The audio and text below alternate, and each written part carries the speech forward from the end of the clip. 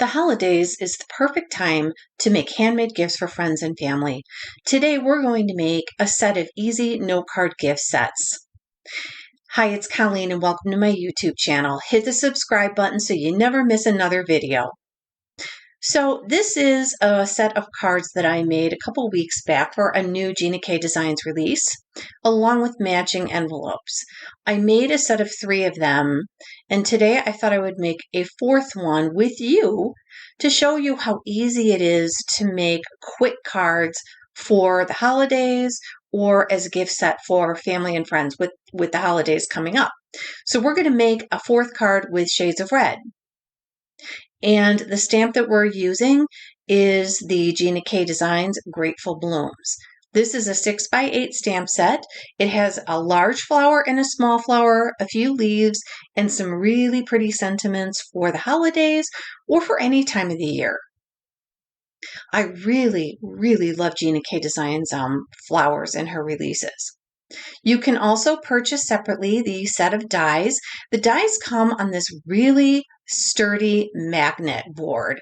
So you can see here that you store your dies on here. They're not going anywhere. They're going to stay right in place. I think that's a great feature that Gina K Designs offers with her products. So there's a few more supplies we're going to use today to make our 4th card and complete our note card set. I came up with this idea, I believe, from Gina K Designs because she had done the kissing technique, and I thought, why couldn't we do something similar only with a stencil?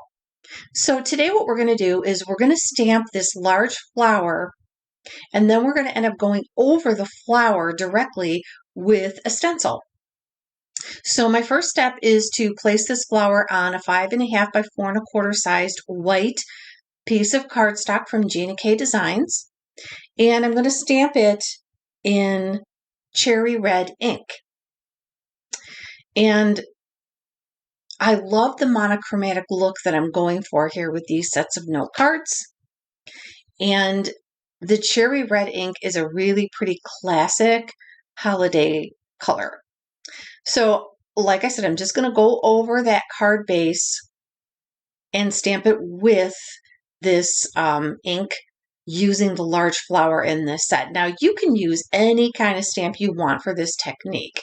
I think that if you use a larger one though, it'll be better because then you will more clearly be able to see the outline in the background when we go over it with a stencil. So my suggestion would be to use a larger type of stamp so you can see the stenciling that we're going to be doing underneath it. See how the stenciling is really subtle behind that stamp? That's the look we're going to go for today using this stencil that I found.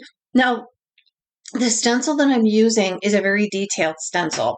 So the tips I'll give you is use a large stamp with a lot of open space, and then use a detailed stencil that's got a lot of tiny little pieces to it. I think it will work a little bit better if you do that. Now I'm going over the stencil with lipstick and one of Gina K Designs blending brushes. I really love her blending brushes. They're nice and thick and great for blending. Now lipstick is a shade lighter than the cherry red. So when you go over your stamp with the stencil, use a lighter shade because we want the stencil to be a little more subtle. And you get the same effect as if you do the kissing technique where you kiss 2 stamps together and come up with a 3rd look. If you're not sure what I'm talking about, Google kissing technique and look up some of those videos because this is a great technique and a great way to make even more use out of your stamps and your stencils. Now, see how pretty that looks?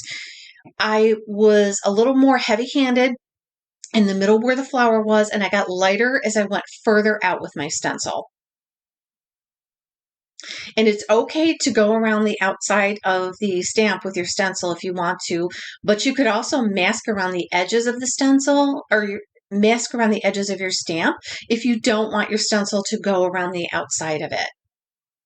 So right now I am stamping the sentiment from that 6x8 stamp set, And I stamped that in red as well because I wanted the whole thing to be monochromatic. And then I die cut it down with one of my fancy dies to make it a little bit smaller. And then I'm going to place it over an A2 sized white card base. And that is all there was to this. This was really such an easy technique where it's absolutely gorgeous. Isn't that pretty? So now I have a set of 4 note cards ready to go and be gifted with someone and be gifted. But I'm going to take this a step further, and I'm also going to decorate the envelope for my gift card or my recipient of this gift. So I am protecting the front of the envelope with Post-it, and then I'm going to stamp on the envelope flap. Gina K Designs also sells a whole line of envelopes that come in the same colors as her inks. And these envelopes are really solid and well made. So I believe this envelope is cherry red, and I'm going to go over the envelope with the cherry red ink and that lovely large flower. And it's going to look so pretty. The details are key here to making everything look like you put a whole lot of effort into it. And you really could do this same thing if you're sending out holiday cards. You could decorate your envelopes very quickly, very easily, and everybody will be like, wow, she went to a lot of work. But between you and me, we really didn't have to do a lot of work. So here is my set of 4 note cards, but now it's time to decorate the packaging. So I have this plastic card holder that I got somewhere, I'm not sure where, and I'm just putting my cards in order, and I'm going to place them in the card holder. And now I'm going to decorate the outside of it. I'm starting with Gina K black and white. It's like a gingham ribbon. I love this ribbon. I just think it's so pretty. I'm going to tie a bow, and then I'm going to do a little more decorating after I get my bow in place. But just putting the bow over the top of the box is pretty enough, isn't it? So I had stamped and die cut the smaller flower in that stamp set in black ink to match the black and white ribbon. And I'm adding a leaf on each side of the flower before I adhere the flower down over the ribbon.